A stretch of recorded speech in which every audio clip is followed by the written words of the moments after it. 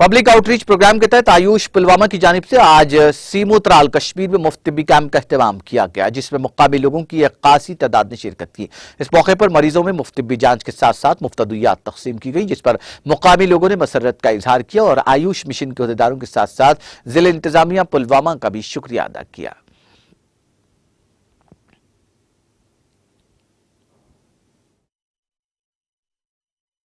पहली बार मैं देख रहा हूँ कि इस इलाके में ये अपनी किस्म का पहला कैंप इन्होंने लगाया है। डीसी साहब का तहे दिल से शुक्रिया अदा करते हैं और जो डॉक्टर साहिबान यहाँ मौजूद हैं, जो खुले में मरीज़ों का बहुत अच्छी तरह से इलाज कर रहे हैं, फ्री दवाइयाँ बांट रहे हैं,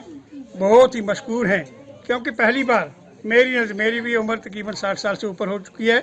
और पहली बार ऐसा कैंप मैंने यहाँ देखा है सही मुँह में। और आप देख रहे हैं कि यहाँ बहुत बड़ी तादाद में मरीज़ आए हैं